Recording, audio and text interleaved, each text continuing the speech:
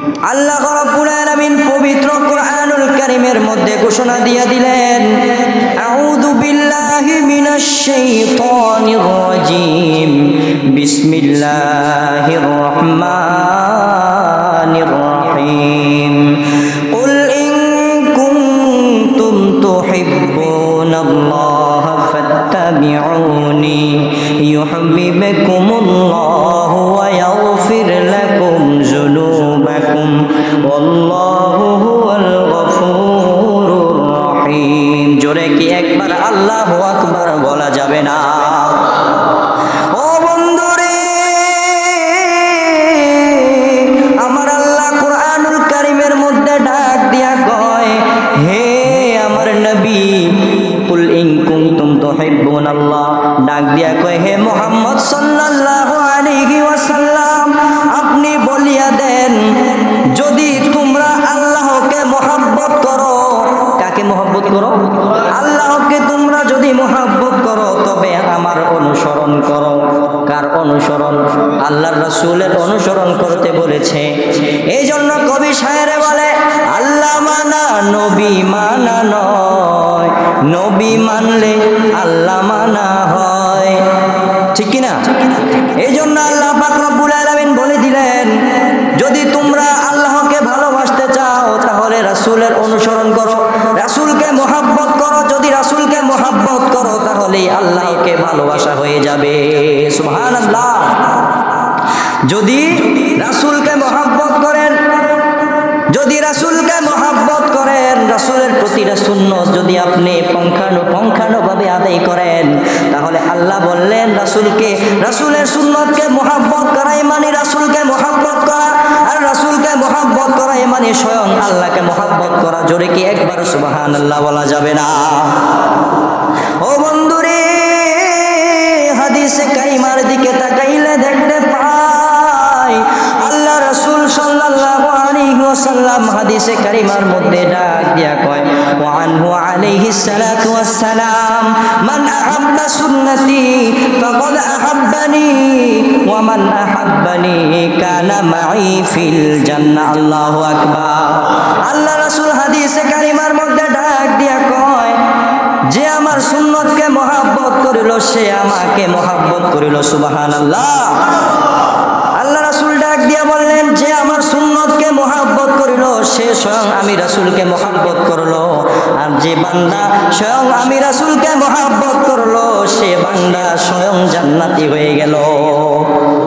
সুবহানাল্লাহ। জোরে বলেন। আমার কথা কি বুঝতে অসুবিধা হচ্ছে? ভাইরা আমার, রাসূল আকরাম সাল্লাল্লাহু আলাইহি ওয়াসাল্লাম হাদিস শরীফের মধ্যে বলে দিলেন, রাসূলকে যদি মহব্বত করো তাহলে আল্লাহকে মহব্বত করা হয়ে যাবে। ভাইরা আমার, আমরাও তো রাসূলের উম্মত, আমরাও তো রাসূলকে মহব্বত করি। যদি জিজ্ঞাসা কে কে রাসূলকে ভালোবাসেন, সবাই হাত তুলে বলবেন আমি রাসূলকে ভালোবাসি, কিন্তু কাজের বেলায় একটাও আমি রাসূলকে ভালোবাসি না। কাজের বেলায় রাসূলকে ভালোবাসার কোনো পরিচয় আমাদের মধ্যে নাই। আমরা মুখে মুখে রাসূলকে খুব বেশি ভালোবাসি, ইয়া রাসূলুল্লাহ, ইয়া হাবিবাল্লাহ বলে একদম জান প্রাণ সবকিছু দিয়ে দেই, কিন্তু রাসূলের সুন্নত মানার বেলায় আমরা নাই। রাসূলের সুন্নত মানার বেলায় আমরা নাই। রাসূলের সুন্নত যদি মানতে বলা হয়, বলে টুপি মাথায় দিলে মাথা গরম হয়ে যায়, টুপি মাথায় দিলে মাথা গরম হয়ে যায়, দাড়ি রাখলে চেহারা সৌন্দর্য নষ্ট হয়ে যায়, জুব্বা পাঞ্জাবি গায়ে দিলে নাকি শরীরের সৌন্দর্য নষ্ট হয়ে যায়। কিন্তু ভাইয়েরা আমার, আপনারা যে যে পোশাক পরেন কোনো অসুবিধা নাই, সব পোশাকই শরীয়তের মধ্যে জায়েজ। তবে আল্লাহর রাসূলের কিছু সুন্নত রয়েছে, সেই সুন্নত আমাদেরকে বেশি বেশি পালন করার দরকার। যদি আমরা বেহেশতে যাইতে চাই তাহলে আমাদের সর্বপ্রথম কি করতে হবে? রাসূলের সুন্নত বেশি বেশি আদায় করতে হবে। এই জন্য রাসূল বলে দিলেন, আমার সুন্নতকে যদি তোমরা বেশি মহব্বত করো, আমার সুন্নতকে যদি বেশি মহব্বত করো তাহলে আমি রাসূলকেই মহব্বত করা হয়ে যাবে, আর আমি রাসূলকে যিনি মহব্বত করবে সে স্বয়ং জান্নাতি হয়ে যাবে। সুবহানাল্লাহ। আমরা জান্নাতে যেতে চাই কি চাই না? আমরা বেশি বেশি জান্নাতে যেতে চাই, আমরা সবাই জান্নাতে যেতে চাই। রাসূলের সুন্নত আমাদের বেশি বেশি মানার দরকার আছে না নাই? বেশি বেশি রাসূলের সুন্নত মানার দরকার আছে। এই পর্যায়ে অন্য এক হাদিসে কারিমার মধ্যে রাসূল আকরাম সাল্লাল্লাহু আলাইহি ওয়াসাল্লাম ইরশাদ করেন, বলেন নবী সাল্লাল্লাহু আলাইহি ওয়াসাল্লাম, লা ইউমিনু আহাদুকুম হাত্তা আকুনা হাব্বা ইলাইহি মিন ওয়ালিদিহি ওয়া ওয়ালাদিহি ওয়ান নাসি আজমাইন। আল্লাহু আকবার।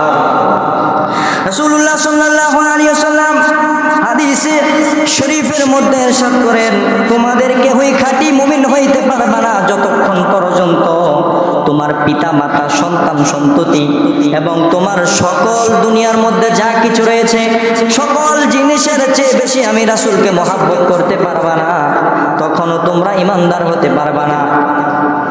তখনও তোমরা ঈমানদার হতে পারবা না।